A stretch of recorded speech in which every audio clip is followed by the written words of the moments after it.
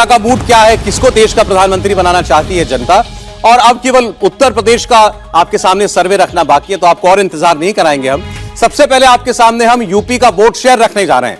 उत्तर प्रदेश का vote share India TV CNX के सर्वे में क्या हमने पाया, बीजेपी को मिल सकता है 52% वोट। यूपी में बीजेपी 52% वोट हासिल कर सकती है। समाजवादी पार्टी को 23% वोट मिल सकता है, कांग्रेस को 4% वोट, बहुजन समाज पार्टी को 12% वोट और अन्य को 9% वोट हासिल कर सकता है। लेकिन यूपी जैसे बड़े राज्य में बीजेपी 50% से ज्यादा मत हासिल कर सकती है। जो नरेंद्र मोदी ने लक्ष्य दिया है अपनी पार्टी को कि सभी सीटों पर भाजपा इस बार 50% से ज्यादा वोट हासिल करे, तो यूपी में कम से कम वो 50% का टारगेट हासिल करती हुई भारतीय जनता पार्टी हमें दिखाई दे रही है। लेकिन सीटों में मैं आपके सामने सभी 80 सीटें एक साथ नहीं रखूंगा। इसको हम यूपी के अब जरा अलग अलग क्षेत्रों की बात करते हैं। सबसे पहले पश्चिमी उत्तर प्रदेश की बात, जहां हम इस वक्त मौजूद हैं। पश्चिमी उत्तर प्रदेश में आपके सामने सीटें जो हैं अब आ रही हैं। 8 सीटें हम मान के चल रहे हैं पश्चिमी उत्तर प्रदेश में। इसमें एनडीए के पास 7 सीटें जाती हुई दिखाई दे रही हैं। सपा आरएलडी को 1 सीट मिलती हुई दिखाई दे रही है। यानी पश्चिमी उत्तर प्रदेश पूरी तरीके से भारतीय जनता पार्टी के साथ जाता हुआ हमें आज के हालात में दिखाई देता है। और ये 1 सीट जो सपा प्लस आरएलडी को आपको दिखाई जा रही है, भावेश मेरे ख्याल से आरएलडी को आपने सीट दी है, ये जीत आरएलडी की सीट है। हाँ बिल्कुल, ये आरएलडी की सीट है। वैसे हमें सीट कौन सी सीट है ये बताना अलाउ नहीं है, बट ये आरएलडी की सीट है और मेरे ख्याल से कोई भी गेस कर सकते हैं कौन सी सीट हो सकती है। वहां से यदि जयंत चौधरी चुनाव लड़ेंगे तो उनके हालांकि आपने देखा होगा पिछले 5 साल में जयंत चौधरी ने एक बहुत ही मैच्योर लीडर की तरह काम किया, तो उनके फेवर में जो जाटों का कंसोलिडेशन है पहले से ज्यादा बढ़ा है, तो इसलिए उनके लिए एक अच्छी सिचुएशन है वहां पे। उत्तर प्रदेश में लेकिन 52% वोट सर्वे जो दिखा रहा है भारतीय जनता पार्टी के लिए, और पश्चिमी यूपी तो पूरी तरह यूपी के साथ। प्रदीप जी बिल्कुल, देखिए पिछले 2 चुनाव से ये तीसरा चुनाव होगा जब बीजेपी को 50% से ज्यादा वोट मिलेगा। मुझे लगता है 2014 में भी 50% करीब वोट मिला था, पिछली बार तो मिला ही था। तो ये 2014 में कम था। 14 में 42% था, 2019 में 49.6। उसका बीजेपी अपना वोट बढ़ा रही है। बिल्कुल, वोट लगातार बढ़ा रही है, वो न केवल लोकसभा में बल्कि विधानसभा में भी। आमतौर पर यह होता है कि लोकसभा में बढ़ता है लेकिन विधानसभा में वोट कुछ राज्यों को अपवाद मान लें तो बढ़ता नहीं है। लेकिन उत्तर प्रदेश ऐसा है जिसमें भारतीय जनता पार्टी ने अपना सामाजिक ताना बाना ऐसा बुना है कि वो कंसोलिडेट कर गया, मतलब वो स्थायी हो गया है। वो संगठन में लोगों को हिस्सेदारी, सरकार में हिस्सेदारी, और ये एहसास कराना जो हिंदुत्व का एजेंडा है बीजेपी का, वो उन्होंने अति पिछड़ा हो या दलित समाज हो, ये कहा कि आपका भी स्टेक है इसमें। इस बात से कन्विंस कर दिया कि ऐसा नहीं है कि ये जो हिंदुत्व का जो एजेंडा है इसमें आपका स्टेक नहीं है। तो इसलिए सत्ता में भी हिस्सेदारी, संगठन में भी हिस्सेदारी, और उसका असर दिखाई दे रहा है। लगातार बीजेपी 4 चुनाव जीत चुकी है, 5वां भी जीतती हुई दिखाई दे रही। इस तरह का कंसिस्टेंट परफॉर्मेंस जो है किसी भी पार्टी के लिए बहुत बड़ा अचीवमेंट है। और वो यूपी जैसे स्टेट में देश के सबसे महत्वपूर्ण, सबसे बड़े राज्य में अगर आपका इस तरीके का ग्राफ दिखाई दे रहा है तो किसी भी पार्टी के लिए बहुत बड़ी और होना भी चाहिए। यहीं से प्रधानमंत्री नरेंद्र मोदी आते हैं, सांसद हैं वाराणसी से, यहाँ से मुख्यमंत्री योगी आदित्यनाथ हैं जो प्रदेश के मुख्यमंत्री हैं।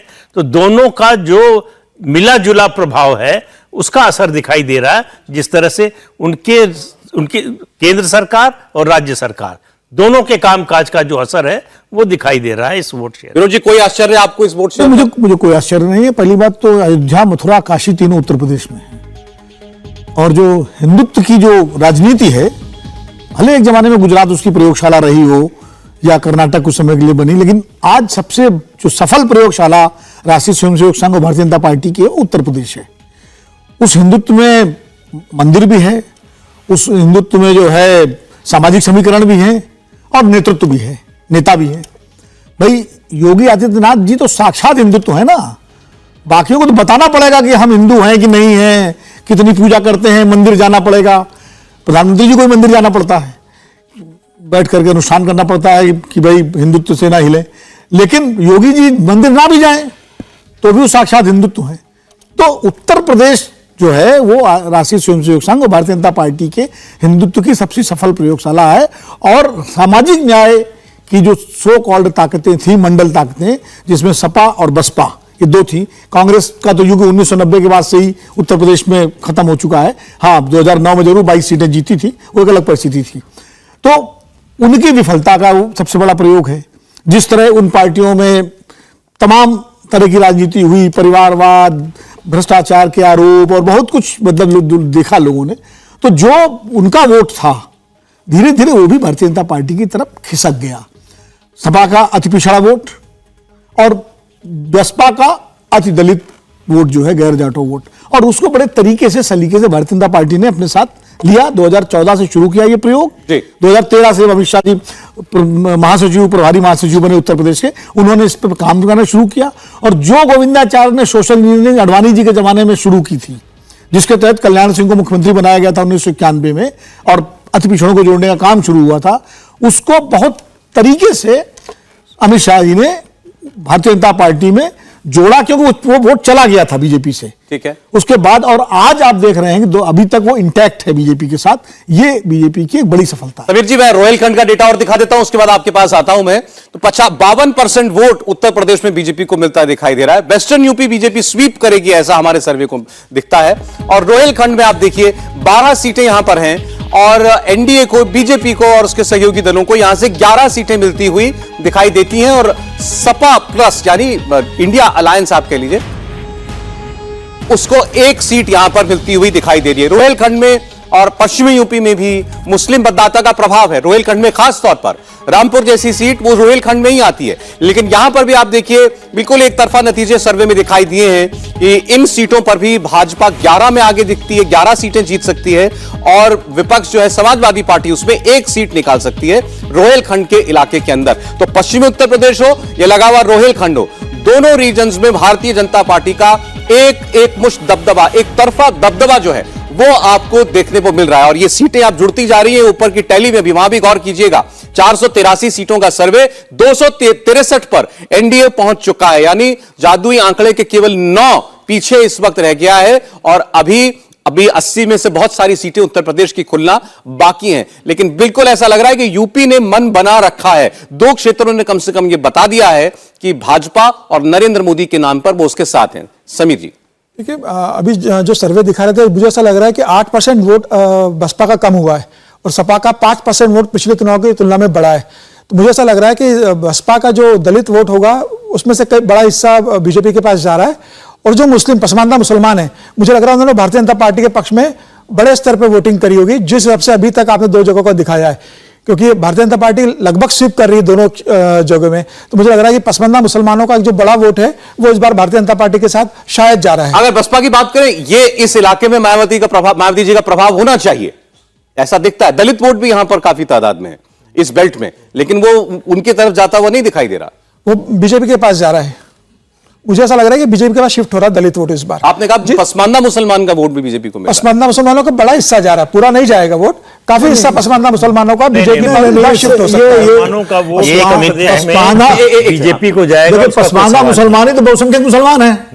अशराफ तो कम है, और अगर उनका बहुत बड़ा संख्या जाए तब तो बीजेपी का वोट 60% हो जाना चाहिए। ये एक पसमानदा और मुसलमान एक ही है दोनों। नहीं, पसमानदा मुसलमान तो 90% वही है। 90% तो मुस्लिम पसमानदा ही है। ओबीसी जो हैं, जो कन्वर्ट हुए, जो दलित कन्वर्ट हुए, वो सारे पसमानदा ही तो हैं। अशराफ जिनको बोला जाता है वो तो एलीट मुस्लिम्स हैं, जो ओरिजिनल यहाँ पर जिनके पुरखे थे।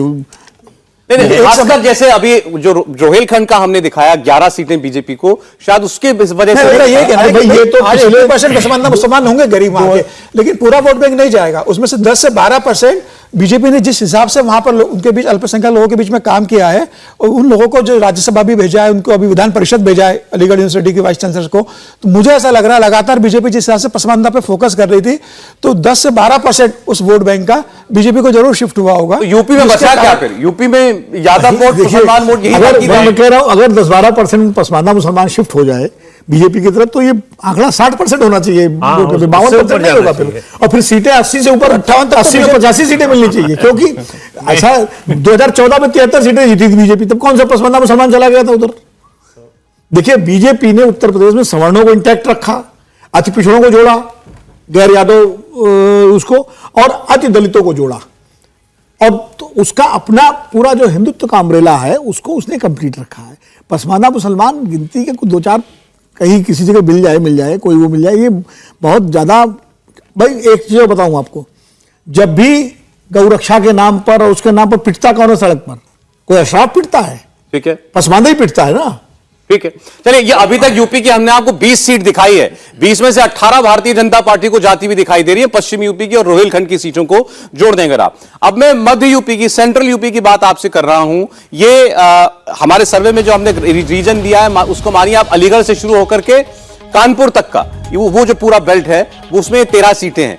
इसमें भी भाजपा प्लस 11 और सपा प्लस 2 यानी इंडिया अलायंस 2 और भारतीय जनता पार्टी के साथियों के साथ मिलकर 11 सीटें। तो यह रीजन भी पूरी तरीके से बीजेपी के साथ जाता हुआ आपको दिखाई दे रहा है। तो इस तरीके से जो टोटल आंकड़ा है अभी सीटों का, हमने आपको 496 सीटों का सर्वे दिखा दिया है 274 पर, यानी एनडीए अपने आप में अभी यूपी की हमने मुश्किल से 32-34 सीटों की बात की है, उसके बाद उतने भर में ही एनडीए उस जादुई आंकड़े के ऊपर 272 के ऊपर पहुंचता हुआ आपको दिखाई दे गया है। इसका मतलब यह है कि यूपी से अब उम्मीद भाजपा को बननी चाहिए कि बीजेपी अपने दम पर मेजॉरिटी में आ सकती है, अपने दम पर वो एक फुल मेजॉरिटी की सरकार बना सकती है। ऐसी परिस्थितियां इस वक्त कम से कम उत्तर प्रदेश और पूरे देश के अंदर दिखाई दे रही हैं। तो यह आपके सामने सेंट्रल यूपी की सीटें हैं, 11 पर भारतीय जनता पार्टी और 1 पर अन्य जो है वो आपको 2 पर अन्य दिखाई दे रहा है, समाजवादी पार्टी 2 पर आपको जीत हासिल करती हुई दिखाई दे रही है। हर्षवर्धन जी, ये रीजन भी पूरी तरह भाजपा के साथ नहीं। एक तो सबसे पहले ये कि भारतीय जनता पार्टी पूरी तरह से हिंदू पार्टी के तौर पर एस्टैब्लिश्ड है, इसमें कहीं कोई भ्रम नहीं होना चाहिए।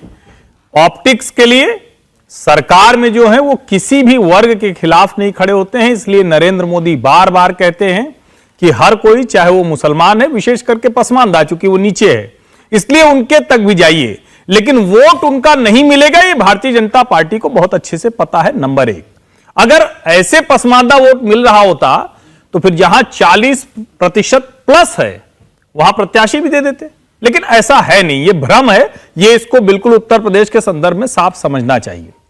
दूसरी बात, जब हम कहते हैं कि भारतीय जनता पार्टी पश्चिम से शुरू हो रही है और मध्य तक पहुंच आई है, तो इसमें 3 बड़ी चीजें हैं। सबसे बड़ी चीज ये कि मुसलमानों की 40% तक वाली कॉन्स्टिट्यूंसी खत्म हो गई। दूसरी बड़ी चीज ये, जिसको जाट डोमिनेशन वाली सीट कहते हैं, वो खत्म हो गई, जिसमें आप आरएलडी मान लीजिए। और तीसरा, जब मध्य में आप आए तो वो सीट भी खत्म हो गई जहां मुलायम सिंह यादव की विरासत है, जहां अखिलेश यादव और अब आप कहिए तो जो उनके परिवार के और लोग हैं वो सब, जहां से कुल मिला के 5 सीटें जो परिवार में, अक्षय यादव, धर्मेंद्र यादव, तेजप्रताप यादव, अखिलेश यादव, डिंपल यादव, मतलब यही बस बचते हैं और कोई नहीं जीतता है, यानी वो किले भी ध्वस्त हो रहे हैं। अगर ये स्थिति बन गई है तो मुझे लगता है कि ये आंकड़ा भारतीय जनता पार्टी का अपने बूते 272 प्लस उत्तर प्रदेश की तरफ से जाता हुआ दिख रहा है, और वहां बड़ी साफ सी स्थिति है। हिंदू पार्टी मतलब क्या, वो जिसको प्रदीप जी ने बहुत अच्छे से कहा, सामाजिक आधार कई बार कह रहे हैं। अब आप जरा सोचिए, आज ही भारतीय जनता पार्टी की नेशनल टीम आई, राष्ट्रीय पदाधिकारियों की घोषणा हुई है, उसमें भी अगर आप ध्यान से देखें तो जिस भारतीय जनता पार्टी को ब्राह्मण बनिया पार्टी कहा जाता था, आज की तारीख में ओबीसी डोमिनेट कर रहा है। और वो डोमिनेट ऐसे नहीं कर रहा है कि ये कर रहा है तो उसकी वजह से एकदम से लगे कि दूसरा वर्ग नाराज हो गया है, उसको लग रहा है कि हां ये इनका हिस्सा है, और वो एक तरह से कहें कि जो सामंजस्य की स्थिति है। और 2019 के चुनाव के पहले एक यात्रा निकली थी जिसको बहुत कम लोगों ने ध्यान ही नहीं दिया, दलितों के बीच में भारतीय जनता पार्टी की एक यात्रा निकली थी जिसका बड़ा प्रभाव पड़ा था। लोग कहते हैं कि ठीक है, बसपा को सीटें मिल गई तो इसका मतलब भाजपा को लाभ नहीं हुआ, लेकिन उसका लाभ पश्चिमी उत्तर प्रदेश में 22 के विधानसभा चुनाव में भी हुआ। यानी सभी वर्गों की अगर अकेली कोई पार्टी है तो वो भारतीय जनता पार्टी। आपने बड़े अच्छे से समेटा कि अभी देखिए, 33 सीटें दिखाई हैं पश्चिमी उत्तर प्रदेश, मध्य उत्तर प्रदेश और रोहिलखंड मिलाकर के। इसमें मुस्लिम डोमिनेटेड सीट सबसे ज्यादा थी, इसमें जाट बहुत सीटें सबसे ज्यादा थी, और इसमें यादव परिवार के प्रभाव वाली सीटें वो भी सब निकल गई। और इन 33 में से कितनी मिली है विरोधी दलों को या गैर बीजेपी दलों को? 4 सीटें। 4 सीटें, नहीं, एक 33 में से 4 में एक सबसे बड़ा जो परिवर्तन हुआ है, और देश के दूसरे हिस्सों में भी हुआ है, दूसरे राज्यों में भी, नरेंद्र मोदी के आने के बाद से मुस्लिम वोट का जो वीटो था कि जिसके साथ मुस्लिम वोट है वही सत्ता में आ सकता है या उसी के आने की संभावना है, उस वीटो को खत्म कर दिया। ऐसे राज्यों में, असम जैसा राज्य जहां 33% मुसलमान है, वहां बीजेपी की दूसरी बार सरकार आई, तो ये जो वीटो था, मुस्लिम वीटो, उसको खत्म कर दिया है। तो अब पोलराइजेशन हो या ना हो उसका कोई फर्क नहीं पड़ता। तो इसीलिए आप ये जो परिवर्तन देख रहे हैं, खासतौर से रुहेलखंड में जो परिवर्तन देख रहे हैं, ये जो पसमानदा मुसलमानों तक पहुंच बनाने की कोशिश है, केवल उनकी जो ये उनका जो एटीट्यूड होता है कि किसी को भी दे सकते हैं वोट जो बीजेपी को हरा रहा हो, उसमें थोड़ी कमी आए, वो जो तीखापन है वो थोड़ा कम हो कि हम जो जिसको पसंद करेंगे उसको वोट देंगे, बजाय इसके कि जो उन्होंने देखा कि ये करने पर भी बीजेपी जीत रही है तो हम रोक नहीं पा रहे हैं बीजेपी को।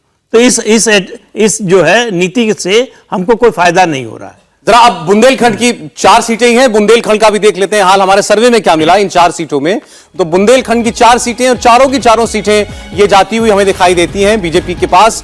4 सीटों पर बीजेपी जीत सकती है बुंदेलखंड की, और किसी दल को कोई यहां सीट मिलती हुई हमें नहीं दिखाई दे रही है। तो 33 प्लस 4 37 सीटें यूपी की हम कवर कर चुके हैं अभी तक, और इनमें से आप देखिए विपक्ष के पास 37 में से केवल 4 सीटें हैं। 33 सीटों पर भारतीय जनता पार्टी जीतती हुई हमें दिखाई दे रही है। वो जो 4 है उनमें से भी एक आरएलडी है, तो सपा की केवल 3 ही सीटें भर हैं। ये बुंदेलखंड का हाल था आपके सामने। अगला रीजन भी हम दिखा दें, अभी अगला रीजन बुंदेलखंड के आगे। अभी टोटल आप देख लीजिए 500 सीटों का सर्वे हो गया, 543 में से 500 सीटों का सर्वे आपको दिखा दिया। 278 पर एनडीए इस वक्त खड़ा दिखाई दे रहा है। यानी अलायंस की बात है तो इस वक्त एनडीए अलायंस को सरकार बनाने में कोई दिक्कत महसूस नहीं हो रही, होनी चाहिए। इंडिया अलायंस 172 पर है। अवध रीजन को अब देखते हैं। अवध रीजन में 14 सीटें हैं। उत्तर प्रदेश के अवध में 14 सीटें आती हैं, और इसमें से एनडीए को 12 सीटें मिलती हुई हमें दिखाई देती हैं, कांग्रेस पार्टी को 2 सीटें। यहीं पर वो अमेठी रायबरेली हैं। भावेश, हालांकि मैं सीट वाइज तो नहीं बता सकता, लेकिन ओवरऑल देखे तो 4 सीटों पे कांग्रेस फाइट में थी, नंबर 1 या नंबर 2 में थी, उसमें से कोई 2 सीट है। अब आप गेस कर लीजिए। चलिए, तो मैं ये काम विनोद जी को देता हूं। प्रदीप जी, हर्षवर्धन जी बताएं तो 4 कौन सी सीटें हो सकती हैं? अमेठी रायबरेली प्लस 2 और कौन, जहां कांग्रेस नंबर 1 की लड़ाई कर रही है। नहीं, फाइट की भाई। अच्छा, फाइट इनका नंबर 1 और नंबर 2। इनका कहना सर्वे में 4 सीटें ऐसी नजर आई जिनमें कांग्रेस फाइट में है, नंबर 1 नंबर 2 वाली पोजीशन में। नहीं, मैं ये 2009 की 2019 हाँ, ये क्लियर कर दें। ये यूपी का सर्वे भी ये मानकर हुआ कि ये अलायंस हो गया है, मतलब कांग्रेस पार्टी, सपा ये एक साथ मिलकर के चुनाव लड़ी हैं। ये भी मान रहे हैं कि कम से कम 4 सीटें अलायंस में जो है कांग्रेस को मिल रही हैं। ये भावेश का भी होगी। नहीं, मेरा ये कहना नहीं था। मेरा ये कहना था 2019 में 4 सीटों पे कांग्रेस नंबर 1 या नंबर 2 पोजीशन में थी। ये कहना इस था। लिहाज से कह रहे हैं, क्योंकि बीच बीच में ये चर्चा चल रही थी कि आखिर गठजोड़ होगा तो सीट कैसे बटेगी, तो नंबर 1 2 वाला जहां जिसकी ताकत थी उसके हिसाब से सर्वे किया है। ये तो हम अमेठी रायबरेली हम तो पहचान पा रहे हैं। वो कह रहे हैं 2 और सीटें और कौन सी हो सकती हैं जहां ग्राफ ठीक दिखाई देता हो कांग्रेस। एक सीट थी लखनऊ अवध में। अवध में एक सीट थी। अवध की आप बात कर रहे हैं? अवध में गेस कीजिए। मैं तो नहीं, मैं गेस कर रहा हूँ। वो बहुत ज्यादा गेस तो नहीं, मुझे लगा एक सीट तो शायद अयोध्या। लखनऊ तो नहीं थी। लखनऊ पिछले 2014 में। अवध में 2014 में जो रीता बहुगुणा का चुनाव मैं हुआ था। बता देता हूं, अवध में कांग्रेस की 2 सीटें जो हो सकती हैं वो प्रतापगढ़ और अंबेडकर नगर हो सकती है, और उसमें भी ये पुरानी स्थिति है। आज की स्थिति 2019 की बात कर रहे 2 के अलावा कोई और सीट नहीं है जहां पर कांग्रेस पार्टी दूसरे स्थान पर पहुंच पाई हो। चलिए ठीक है। भावेश ने 2 सीटें तो जिता दी कांग्रेस बता पार्टी। रहे हैं, बता रहे हैं। ठीक है, सरप्राइज यही था कि अवध में सिर्फ 2 ही सीट में कांग्रेस आ गई थी। 4 तो इतना क्यों हम लोग क्यों इतना कहलवाया? अगर गलत हो जाते तो चलिए, लेकिन सही साबित हुआ। ठीक है। नहीं तो अब तो फिर खुलकर बताई दीजिए। अमेठी रायबरेली आप कह रहे हैं ना कांग्रेस अमेठी, और अमेठी में टफ फाइट है। स्मृति ईरानी यहाँ से हार सकती। मैं ये दावे तो नहीं कर सकता, बट अभी की स्थिति यही है। अमेठी कांग्रेस छीन सकती है बिल्कुल बीजेपी वहां के लोगों में एक सेंटीमेंट देखा गया कि 2019 में राहुल गांधी को हराने के बाद ठीक है स्मृति ईरानी अच्छी काम कर रही है, मैं ये नहीं कह रहा हूँ खराब काम अच्छी कर रही है, उनका पार्टी में और हर जगह उनका स्ट्रेंथ भी अच्छा है, लेकिन एक जो इस तरह की सीटें होते हैं वीआईपी सीट जहां पे बड़े एक नेता होते हैं उनको हराना शायद वहां के लोगों को अखर रहा है और वो अब वहां पे नहीं, लेकिन ये आप मानकर चल रहे हैं कि राहुल गांधी अमेठी से लड़ेंगे। ये अभी तो मैं आपको वहां के लोगों का सेंटिमेंट बताऊं, हो सकता है कांग्रेस कोई और कैंडिडेट दे दे तो शायद परिस्थिति कुछ और हो। हाँ, मतलब राहुल गांधी के नाम पर उनका सर्वे कह रहा है कि Yes. कांग्रेस पार्टी सीट निकाल अभी तो ये भी नहीं पता ना कि राहुल गांधी नहीं लड़ेंगे, अभी तक तो आप मान के चलिए राहुल गांधी लड़ेंगे। ये चर्चा नहीं, होनी अभी तक चाहिए तो कि ये भी पता नहीं कि चुनाव अभी- लड़ पाएंगे। नहीं, राहुल गांधी, क्या आपको लगता है राहुल गांधी अमेठी से लड़ेंगे? नहीं अभी तो सुप्रीम कोर्ट मुझे कम उम्मीद है। अगर वो सुप्रीम- लड़ेंगे पहले तो राहत रायबरेली मिले- से ज्यादा हाँ? उम्मीद है। पहले तो राहत मिले सुप्रीम कोर्ट नहीं, से। अगर राहत मिल जाती है तो चुनाव लड़ेंगे। हर्षवर्धन जी भी इसी राय के हैं। उस दिन कल हमारी बात हो रही थी कि अगर राहत मिल जाती है और चुनाव लड़ने की स्थिति बनती है तो फिर अमेठी से ही लड़ेंगे, अगर उत्तर प्रदेश से लड़ेंगे। ये तो वायनाड और अमेठी दोनों से लड़े। हाँ, दोनों से लड़ सकते हैं। बहुत से लोग मानते हैं कि अमेठी से अब कनेक्ट शायद टूट गया, वो राहुल गांधी ने भी नहीं रखा वो मेरा connect। मानना है कि अगर लड़ेंगे तो रायबरेली से लड़ेंगे, प्रियंका जो है वो अमेठी से लड़ सकती है। नहीं, जो सेंटीमेंट जिसकी बात हर ये कर रहे हैं भावेश जी, उस तरह के सेंटीमेंट की खबरें कांग्रेस को भी मिल रही हैं।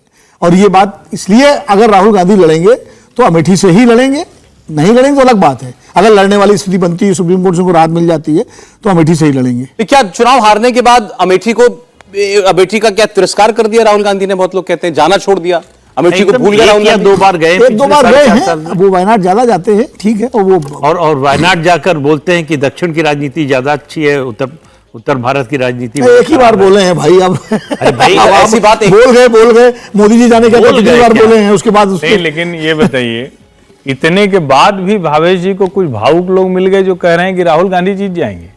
अरे भाई, जो आदमी जा नहीं रहा हो, जब सांसद रहा हो तो अपने क्षेत्र में काम नहीं कर रहा हो। और देखिए, ठीक है, चुनाव तो जो भी होगा, अभी हम सर्वे पे बात कर रहे हैं और उसके आधार पर हम चर्चा करेंगे। अमेठी रायबरेली निश्चित तौर पर बहुत मजबूत है, लेकिन उसके बावजूद राहुल गांधी हारे, और राहुल गांधी हारने के बाद उस अपने घर परिवार की सीट पर लौट कर नहीं जा रहे हैं उस तरह से। स्मृति ईरानी उस क्षेत्र में काम करती हुई दिख रही हैं, और यह सच है, यह हर कोई जानता है। मतलब हम तो जानते ही हैं, क्योंकि हमारा तो गांव ही थोड़ी दूर पे है, प्रतापगढ़ में। लेकिन हर कोई जानता है कि गांधी परिवार का होने के बावजूद वो जो गेस्ट हाउस था एक, उसके अलावा कोई रहने वाली जगह नहीं थी मुंशीगंज गेस्ट हाउस के अलावा। वहां की सड़कें इस लायक नहीं थी कि आप अपनी गाड़ी से जा रहे हैं तो उतरेंगे तो पैर कहां पड़ेगा, और आपका बढ़िया वाला जूता जो आप दिल्ली से पहन कर गए हैं। और तो और कांग्रेस के नेता के साथ जो पूरा उनका जो कॉन्वॉय चलता था ना, सब लखनऊ से दाना पानी लेकर जाते थे, क्योंकि उनको लगता था वहां कोई ऐसा रेस्टोरेंट नहीं है जहां हम बैठकर कुछ नाश्ता पानी भी कर पाएंगे। सब लखनऊ से दाना पानी लेकर जाते थे और अमेठी जाते थे, चुनाव करके लौट आते। और 19 हार गए, 14 में भी हारने की स्थिति बनी थी। अगर चुनाव से 4 दिन पहले सोनिया गांधी ने मुलायम सिंह यादव को फोन न किया होता कि आपसे मदद की उम्मीद है, मुलायम सिंह यादव ने अपनी पूरी ताकत झोंक दी अमेठी में, इसलिए राहुल गांधी बमुश्किल जीते थे 2014 में भी। और क्या मदद दी? मतलब वो चुनाव तो उनकी पार्टी का कैंडिडेट तो उतरता नहीं था उनके खिलाफ, नहीं, समाजवादी पार्टी का। नहीं, कैंडिडेट तो पहले से नहीं था। हाँ। लेकिन और दूसरी जितवाने में मदद की, बिल्कुल मदद की। मतलब वोटर्स को कहना कि भाई जाइए वोटर्स को वोट दीजिए कहना, जाकर। अब अपने जो खास लोग थे उनको लगाना, उनको इंचार्ज बनाना कि कैसे जो है वोट को मैनेज करना है, और उसके अलावा जो बहुत कुछ हुआ उसके बारे में कहा नहीं जा सकता है। तो ऐसा भी कुछ है। ऐसा भी कुछ। और 14 भी अमेठी हारते राहुल गांधी, मुलायम सिंह यादव नहीं, 14 में मुलायम सिंह यादव की बदौलत जीत गए, देखिए और 19 हार गए। 14 में अमेठी में राहुल गांधी के खिलाफ माहौल किसने बनाया था? स्मृति ईरानी नहीं बनाया था, कुमार विश्वास ने बनाया था। और जब भारतीय जनता पार्टी को लगा कि वाकई माहौल बन रहा है, राहुल गांधी चुनाव हार सकते हैं, तो तुरंत स्मृति ईरानी को वहां भेजा गया। उसके पहले कोई तैयारी नहीं थी, सेकंड लिस्ट में उनको भेजा गया स्मृति ईरानी को, जब दूसरी लिस्ट जारी हुई। और नहीं, इस पे अरे सुन तो लो भाई, हर चीज में बातें काटनी है तो अलग बात है। स्मृति ईरानी वो जब कुमार विश्वास ने जाकर नॉमिनेशन कराया और गांव गांव घूम के माहौल बनाया, उसके बाद बीजेपी ने स्मृति ईरानी को भेजा। और चूंकि बीजेपी बड़ी पार्टी थी, नरेंद्र मोदी जी उस समय देश में एक नई उम्मीद की तरह देखे जा रहे थे प्रधानमंत्री तौर पर, और लग रहा था कि केंद्र में बीजेपी की सरकार बनेगी, तो जो वोट राहुल गांधी के खिलाफ कुमार विश्वास बना रहे थे वो शिफ्ट कर गया स्मृति ईरानी की तरफ, और लड़ाई स्मृति ईरानी बनाम राहुल गांधी हो गई। और जब वो जो प्रदीप जी कह रहे हैं सही कह रहे हैं, जब लगा ही कहीं स्मृति ईरानी जीत सकती है तो फिर वो मैनेजमेंट जो मुलायम सिंह से बात करके हुआ और कांग्रेस पार्टी ने भी सारी ताकत लगाई और आखिर राहुल गांधी 1,14,000 वोटों से जीते चुनाव। लेकिन स्मृति ईरानी ने उसके बाद अपनी मेहनत जारी रखी लगातार और उसका फायदा उनको 2019 से मिला। मोदी जी की बहुत बड़ी भूमिका थी, जो मोदी जी ने रैली की थी 2014 स्मृति में। ईरानी का बाद में नाम इसलिए आया, दो लोगों को लड़ना था, अमेठी रायबरेली हाँ, से। यही मैं स्मृति बताना- ईरानी को अमेठी से और और उमा भारती को रायबरेली से। बिल्कुल। उमा भारती का मामला इसलिए रुक गया कि उमा भारती चाहती थी कि झांसी से भी लड़े, 2 सीटों से। ये हुआ कि नहीं, 2 सीटों से नहीं लड़ना है, अगर लड़ना है रायबरेली तो एक ही सीट से। और राजनाथ सिंह उस समय राष्ट्रीय अध्यक्ष थे, उन्होंने स्मृति ईरानी को पहला ऑफर दिया था कि पश्चिम बंगाल से लड़ो। स्मृति ईरानी बांग्ला भाषा बहुत अच्छे तरीके से बोलती हैं, तो बीजेपी को लगता था कि स्मृति ईरानी वहां जाएंगी तो उसका फायदा 1-2 और सीटों पर होगा। तो इसलिए जब उन्होंने उसके लिए कहा कि वो बंगाल नहीं जाना चाहती हैं, तब यह हुआ कि अमेठी से किसको उतारा जाए, तब फिर दोबारा फोन किया उन्होंने। लेकिन हम बात ये कर रहे हैं कि कांग्रेस पार्टी 1 की 2 हो सकती है, अमेठी दोबारा वापस ला सकती है। बात घूम फिर के हमारी इन 2 सीटों पर ही रह जा रही है कांग्रेस के लिए। नहीं, लेकिन मैं फिर से कह रहा हूं, देखिए वो प्रदीप जी ने वो बात बताई और चूंकि उस घटना को मैं बहुत अच्छे से जानता हूं, उमा भारती अपने अहंकार के चलते, और वो कह रही थी कि हम 2 सीट पे क्यों नहीं लड़ सकते हैं, झांसी और रायबरेली, और पार्टी की तरफ से कहा जा रहा था कि आप रायबरेली लड़िए, सोनिया जी के खिलाफ लड़िए। स्मृति ईरानी ने वो प्रस्ताव स्वीकार किया। आज अगर उमा भारती वो अकेली वो सीट लड़ी होती तो शायद परिदृश्य दूसरा होता।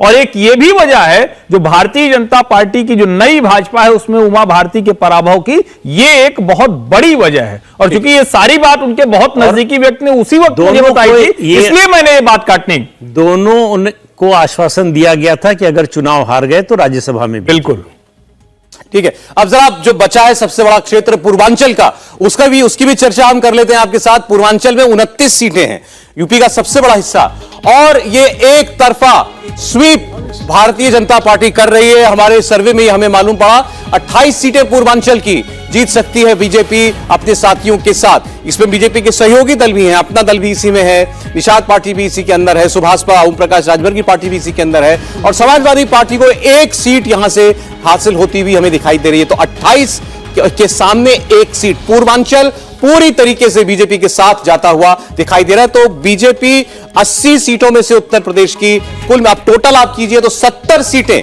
जो बात यहां कही भी हमारे किसी मेहमान ने सभी, जी आपने 70 का आंकड़ा दिया था, तो 70 पर बीजेपी पहुंचती दिखाई दे रही है। सबका मानना यह था कि 14 से 19 के तो ऊपर जाना ही चाहिए भाजपा को। जो 62 सीटें 19 से मिली थी उसमें 8 सीटें जोड़ सकती है भाजपा, 70 अपनी जीत सकती है उत्तर प्रदेश में। समाजवादी पार्टी 4 सीटें, कांग्रेस पार्टी 2 सीटें। इसमें 1 सीट किस बात को मानते हुए कि अगर राहुल गांधी अमेठी से लड़ते हैं तो वहां से उनको जनता वापसी करा सकती है। अपना दल की 2 सीट है और सुभाषपा की 1 सीट है, आरएलडी की इसमें 1 सीट है। तो यह आपके सामने उत्तर प्रदेश में अगर आज चुनाव हो लोकसभा के तो ये 80 सीटें कैसे बढ़ सकती हैं वो आप देख रही हैं। और बसपा इस बार भी 0 है, बीएसपी इस बार भी 0 है। समाजवादी पार्टी 5 सीटों पर है, घटकर 4 पर आ गई। बहुजन समाज पार्टी के 10 सांसद थे 2019 में, एक भी सांसद इस बार जीतने की हमें उम्मीद दिखाई नहीं दे रही है। तो ये बीएसपी के लिए बहुत बड़ा मैसेज है। सपा और कांग्रेस के लिए मैसेज ये है, उनके साथ आरएलडी भी है, कि एक साथ मिलने के बावजूद इस वक्त उत्तर प्रदेश में कोई जोर गठबंधन का चलता हुआ दिखाई नहीं दे रहा है। और बीजेपी अपने दम पर 70 सीटें और अलायंस के साथ 73 सीटें जीतने में सक्षम हमें इस वक्त दिखाई दे रही है। 73 ये ठीक 2014 वाला आंकड़ा है। 2014 में 73 सीटें यूपी में जीती थी भारतीय जनता पार्टी में, 71 उस वक्त उसकी अपनी थी, इस बार 70। 1 सीट साथी की ओर जुड़ गई कि वो साथी भी एक और जुड़ा है, वो है ओम प्रकाश राजभर। तो इस लिहाज से आप देखिए, अब आपके सामने पूरी टैली आ गई है। तो 543 सीटों में से भारतीय जनता पार्टी प्लस यानी एनडीए को 318 सीटें मिलती हुई दिखाई दे रही हैं। ओवरऑल गठबंधन को, इंडिया अलायंस को 175 सीटें, अन्य को 50 सीटें, यानी भारतीय जनता पार्टी अपने सहयोगी दलों के साथ 318 पर जाती हुई हमें दिखाई दे रही है। एनडीए 300 के पार। साफ जाता हुआ दिखाई दे रहा है। और इसमें भारतीय जनता पार्टी की अपनी कितनी सीटें मैं आपको बस अभी बताने वाला हूं, सारी अलग अलग पार्टियों का इंडिविजुअल डेटा वो हम आपके सामने रखेंगे। लेकिन जहां तक अलायंस की बात है तो एनडीए 300 के पार 318 पर जाता हुआ हमें साफ स्पष्ट दिखाई दे रहा है आज की परिस्थितियों में भी। मतलब नरेंद्र मोदी का सिक्का देश में इस वक्त भी चल रहा है, नरेंद्र मोदी की लोकप्रियता वहीं बरकरार है जो पिछले 2 चुनाव से हम देख रहे थे। और इंडिया अलायंस हुआ, इससे ऑपोजिशन का ग्राफ कुछ एक पार्टियों का तो बढ़ता हुआ दिखाई दिया, मसलन ममता बनर्जी का ग्राफ थोड़ा ज्यादा उठा हुआ दिखाई दिया। लेकिन जहां जहां अलायंस को जिम्मेदारी थी अलायंस की बीजेपी को रोकने की, वहां उतना डैमेज वो नहीं कर पाई, चाहे बिहार हो चाहे महाराष्ट्र हो। और कांग्रेस पार्टी जितनी डायरेक्ट कॉन्टेस्ट की सीटों में भारतीय जनता पार्टी के साथ लड़ने जा रही है, वहां भी वो बहुत ज्यादा टक्कर देती हुई नहीं दिखाई दे रही है। राजस्थान, मध्य प्रदेश, छत्तीसगढ़ ऐसे राज्यों के अंदर 10-12 सीटों का नुकसान भाजपा को वो पहुंचा सकती है, लेकिन उसकी भरपाई भाजपा ने कुछ एक और जगहों से कर ली है, ये सर्वे साफ बता रहा है। पार्टी वाइज आपको लिस्ट बता रहा हूं। आप जो जानना चाहते होंगे बीजेपी अपने दम पर कितनी सीटें जीत सकती है, आज 303 सीटें हैं। आज की परिस्थिति में भाजपा 290 सीटें जीतने की हालत में हमें दिखाई देती है। कांग्रेस पार्टी 52 से उठकर 66 पर पहुंच सकती है। आम आदमी पार्टी जिसका अभी केवल एक सांसद था, वो भी बाई इलेक्शन में वो सांसद जीता, वो 10 पर पहुंच सकती है। और ये नतीजा होगा अगर पंजाब और दिल्ली के अंदर दोनों पार्टियों का अलायंस होता है, सीट शेयरिंग होती है, तो आम आदमी पार्टी को उसका बंपर फायदा होगा। 10 सांसद जीत करके आ सकती है आम आदमी पार्टी। तृणमूल कांग्रेस को बंगाल में फायदा होता हुआ दिखाई दे रहा है। तृणमूल कांग्रेस को 7 सीटों का फायदा हो सकता है, जो 22 से बढ़कर 29 पर पहुंचती हुई हमें दिखाई दे रही है। लेकिन भाजपा 290 अपने दम पर 318 सहयोगियों के साथ मिलकर आज की तारीख में यह ताकत अभी भी भाजपा की है। बीजेडी 13 सीटें उड़ीसा में जीत सकती है। शिवसेना की ये जो शिंदे गुट है उसकी हम बात कर रहे हैं, 2 सीटें जीतने की परिस्थिति में इतनी ताकत भर उनकी दिखाई हमें दे रही है। और उद्धव बाला साहब ठाकरे जो यूबीटी जो पार्टी है, यानी उद्धव ठाकरे की जो पार्टी है, वो 11 सीटें जीत सकती है। यानी शिवसेना के नाम का जो वोट है या बाला साहब ठाकरे की जो लेगेसी है वो अभी उद्धव ठाकरे के साथ ही है। ये इस ओपिनियन पोल से बिल्कुल साफ हुआ है। सपा 5 से घटकर 4 पर आकर हमें रुकती हुई दिखाई दे रही है, तो सपा को भी नुकसान। आरजेडी का ग्राफ देखिए, 7 सीटें, तो आरजेडी तो 2019 से फायदे में ही है। एक भी सीट, एक भी सांसद नहीं चुनकर के आया था आरजेडी का, आज 7 सांसद जीत सकते हैं। जेडीयू को भारी भरकम नुकसान, जेडीयू 7 पर पहुंचती हुई हमें दिखाई दे रही है। पिछली बार अलायंस के साथ बीजेपी के साथ मिली थी, बहुत ज्यादा सीटें जीती थी, आज बार 7 सीटें जीत सकती है। एआईएडीएमके 8 सीटों पर अपना खाता खोल सकती है, ये 7 सीटों का फायदा एआईएडीएमके के लिए होगा। एनसीपी शरद पवार वाला गुट, वो 4 सीटों पर जो धड़ा है, शरद पवार वाला धड़ा है, वो 4 सीटें जीत सकता है, 1 सीट का नुकसान पिछली बार की तुलना में। और अजीत पवार अलग होकर लड़े हैं, वो 2 सीटें जीतने की हमें ताकत रखते हैं इस वक्त, ऐसा लगता है। वाईएसआरसीपी 18 सीटें जीत सकती है, 4 सीट का नुकसान। टीडीपी को आंध्र में 4 सीट का फायदा, 7 सीट। लेफ्ट फ्रंट को 8 सीट, 3 सीट 19 से ज्यादा है। बीआरएस को 8 सीटें मिल सकती हैं, ये 19 से 1 सीट कम है। और अन्य को 5 सीटें कम पिछली बार से, यानी 30 सीटें मिल सकती हैं। वोट शेयर ओवरऑल बीजेपी को 42.5% वोट, बीजेपी को अपने दम पर 42.5% वोट है। आज बीजेपी का लगभग 37.5-38% वोट है, तो बीजेपी 4.5-5% वोट अपना बढ़ा सकती है, ये अभी ये आपको दिखाई दे रहा है। कांग्रेस पार्टी 24.9% वोट हासिल कर सकती है, अभी शायद 19% के करीब वोट है, अगर मैं गलत नहीं हूं तो 19-20% वोट है, और वो बढ़कर के 25% के करीब जाएगा। यानी बीजेपी भी 4-5% वोट इंक्रीज करती हुई दिख रही है, कांग्रेस भी अपना लगभग 5% वोट बढ़ाती दिख रही है, अन्य 32.6% वोट। तो यह आपके सामने ओवरऑल पिक्चर है जो अभी हमने रखी है। नरेंद्र मोदी के लिए फिलहाल कोई चुनौती नहीं, इसका मैसेज बिल्कुल साफ है। प्रदीप जी, कोई चुनौती नहीं है, कोई एंटी इनकम्बेंसी नहीं है।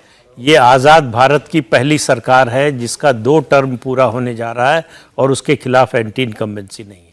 अभी तक जितनी सरकारें रही हैं, नेहरू जी का समय छोड़ दीजिए तो लगातार, और नेहरू जी के समय भी एक के बाद एक मुद्दे उठते रहे हैं। 57 का चुनाव से पहले 56 में जीप घोटाला आया था। कोई भ्रष्टाचार का आरोप प्रधानमंत्री या उनकी सरकार पर नहीं है। सरकार की परफॉर्मेंस की देश में, देश से बाहर प्रशंसा हो रही है। अर्थव्यवस्था इस समय दुनिया में सबसे तेजी से बढ़ती हुई अर्थव्यवस्था है। तो विपक्ष का जितना प्रचार है, जनता तक वो उसमें से कुछ नहीं पहुंच रहा है। जनता उस पर भरोसा करने को तैयार नहीं है। जनता का भरोसा, मतदाता का भरोसा अब भी नरेंद्र मोदी पर उसी तरह से बना हुआ है जैसे 2014 में था, बल्कि कहें कि बेहतर है।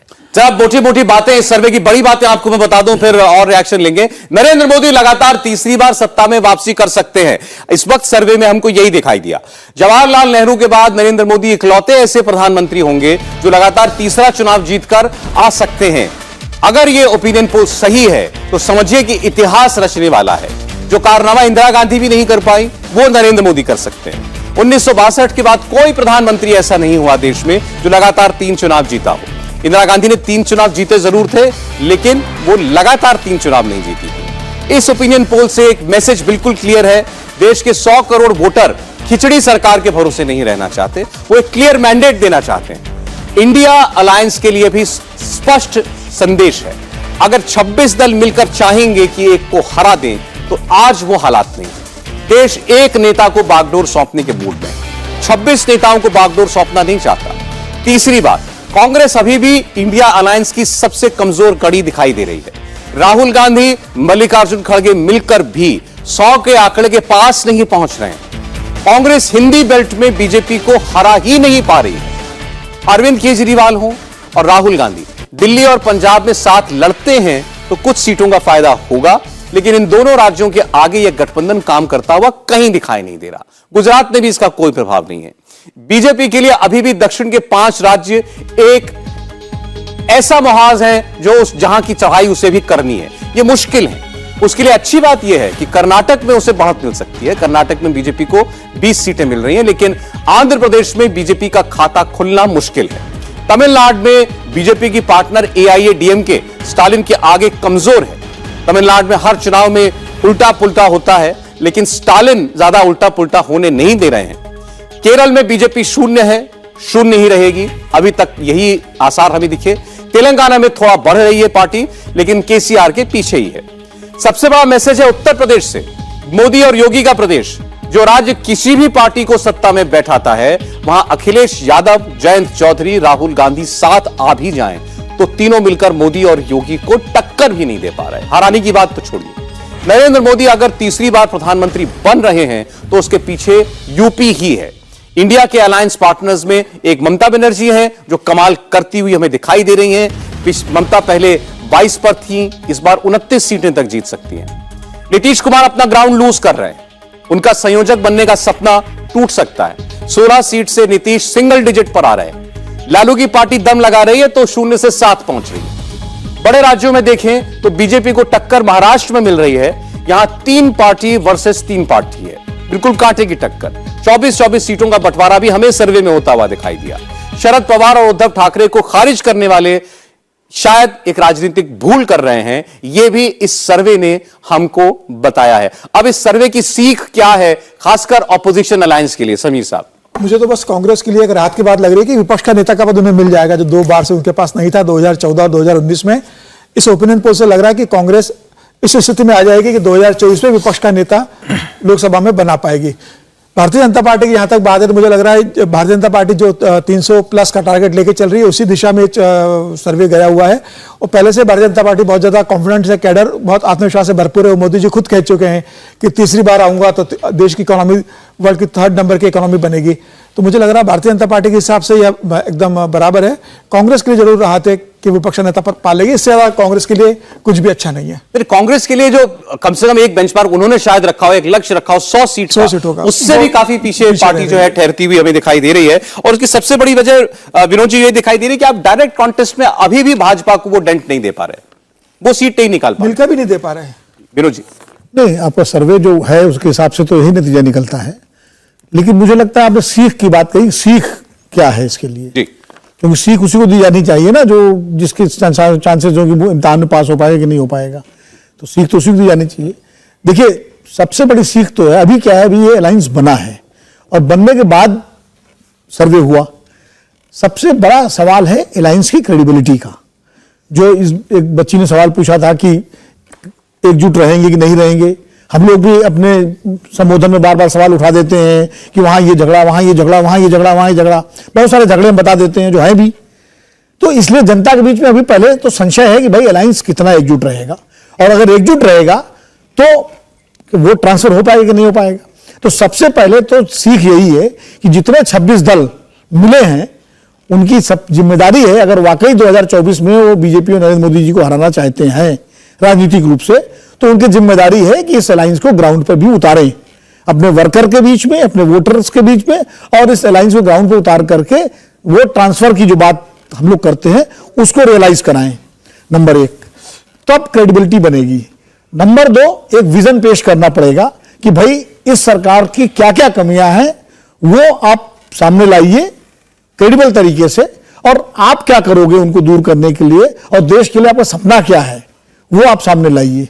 2, और तीसरी चीज ये है कि आप भले नेता न चुन पाए या नेता न दें रणनीति के तहत, आप जो नेता अपने क्षेत्रों में हैं वो कम से कम अपने वोटर्स को, अपने सपोर्टर्स को यह मैसेज दें कि देखिए अभी जो सरकार केंद्र में चल रही है उसमें आपका कोई से नहीं है, कोई हिस्सेदारी नहीं है, इसलिए राजनीतिक रूप से अगर आपको केंद्र की सत्ता में हिस्सेदारी चाहिए, हमारे राज्य को, हमारे स्टेट को, तो इस पार्टी को हमको वोट दीजिए और हम इसको करेंगे। मतलब मैं ये बता रहा हूं सीख की बात।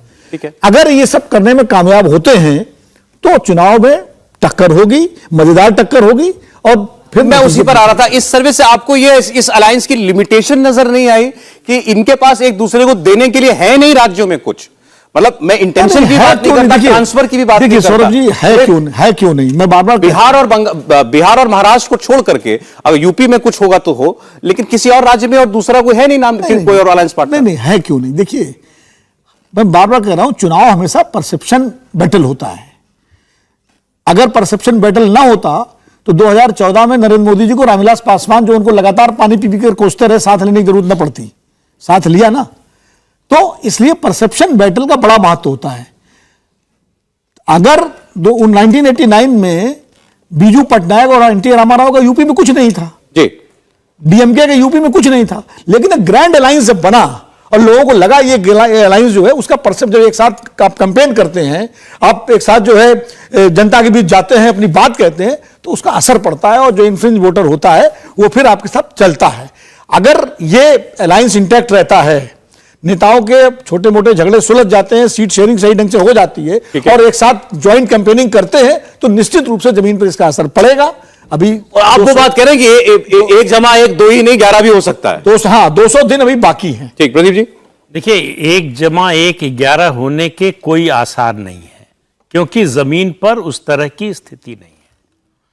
जो यूपीए है उसमें ही वो ट्रांसफर की बात हो सकती है, वो झारखंड में, बिहार में, महाराष्ट्र में, तमिलनाडु में, ये 4-5 राज्य हैं जहां वो ट्रांसफर हो सकता है। बाकी जगह जहां कांग्रेस और बीजेपी की सीधी लड़ाई है उसमें किसका वोट किसको ट्रांसफर होगा। पश्चिम बंगाल में ममता बनर्जी अपना वोट किसको ट्रांसफर कर देंगी, या कांग्रेस और सीपीएम किसको वोट ट्रांसफर कर देंगे। तो वो जो बात हो रही है कि एक के खिलाफ एक हो जाए, हम कह रहे हैं वो भी हो जाए तो भी ये जो सिचुएशन है वो बदलने वाली नहीं। उसकी सबसे बड़ी वजह है कि चुनाव जीते जाते हैं मुद्दों पर, और उस मुद्दे में एक केंद्रीय मुद्दा होना चाहिए जो लोगों की इमेजिनेशन कैच कर सके। आप जितने चुनाव देखिए जो जीते गए हैं उनमें कोई ना कोई एक केंद्रीय मुद्दा रहा है। इस गठबंधन का केंद्रीय मुद्दा क्या है? मोदी हटाओ। मोदी जनतंत्र को मोदी ने खत्म कर दिया है। जो पश्चिम बंगाल के दृश्य देख रहा है उसको कैसे लगेगा कि मोदी ने जनतंत्र खत्म कर दिया है? तो ये केवल आप बोलने के लिए, नैरेटिव बनाने के लिए, ये मीडिया स्पेस लेने के लिए ये सब कर सकते हैं, लेकिन आपके पास कोई मुद्दा नहीं है, आपके पास लीडरशिप नहीं है, आपके पास वोट का आधार उतना बड़ा नहीं है, आपके साथ कोई मल्टी स्टेट पार्टी नहीं है कांग्रेस को छोड़कर, और कुछ हद तक जो है वो आम आदमी पार्टी है जो 2 राज्यों में है। तो इसका जो मेरे हिसाब से सीख है वो ये है कि विपक्ष को 2029 की तैयारी करनी चाहिए। चलिए, इस सर्वे का जो निष्कर्ष है प्रदीप जी ने और बाकी मेहमानों ने अपने अपने तरीके से आपके सामने रखा है। एक छोटी सी टिप्पणी जोड़ दूं। देखिए, हम लोग कह रहे हैं कि मोदी जी के लिए कांग्रेस का संकट तो बड़ा हो गया है। अभी ये एक ट्वीट किया है कांग्रेस ने, राग ईरानी, और अभी हम लोग चर्चा कर रहे थे कि अमेठी में लड़ेंगे राहुल गांधी की नहीं, अगर लड़ने लायक रहेंगे तो पक्का लड़ेंगे, लेकिन स्मृति ईरानी ने जो जवाब दिया है बड़ा रोचक है। फ्रॉम स्मृति हु टू राग ईरानी, यानी जो प्रियंका गांधी कहती थी कि स्मृति ईरानी कौन, पत्रकार ने कहा स्मृति ईरानी उनका कौन, उससे यहां तक आ गए हैं। तो कांग्रेस पार्टी का फोकस समझिए, लिमिटेशन समझिए। ये सर समय बिल्कुल इजाजत नहीं दे रहा है। एक लाइन हाँ। दरअसल चूंकि यहां पर कोई विपक्ष का प्रवक्ता तो है नहीं, तो मुझे कुछ डेविल्स एडवोकेट का रोल जरूर देना पड़ा। ऐसा नहीं कि मुद्दे नहीं है, बेरोजगारी मुद्दा है, महंगाई मुद्दा है, ठीक है सर, बहुत सारे ओपीएस मुद्दा है, अग्निवीर मुद्दा है, मुद्दे बहुत हैं। अब हमें न दिखाई पड़े मुद्दे वो अलग बात है। आपने बहुत सारी नसीहत दी है, तो वो भी उनको मुझे लगता है उस पर भी गौर करना चाहिए, उस अलायंस को और अपोजिशन लीडर्स को। बिल्कुल। लेकिन ओपिनियन पोल का मैसेज साफ है, नरेंद्र मोदी के सामने फिलहाल कोई चुनौती नहीं है। अब इसको कैसे लेता है हमारा अपोजिशन और ये तमाम पार्टियां 26 दल, इसका और क्या आगे कोई कोर्स करेक्शन करता है, ये हमको देखना होगा। बहुत धन्यवाद आप लोगों का हमारे साथ जुड़ने के लिए। स्टूडियो में मौजूद आप लोग, हमारी ऑडियंस, आपका, हमारे मेहमानों का, जो दर्शक हमारे साथ अभी जुड़े हुए हैं, आपको बता दें हमारे मेहमानों के साथ यही मेहमान जुड़ते हैं हमारे साथ हमारे ओपिनियन पोल के नंबर्स पर। आगे हम बात करेंगे।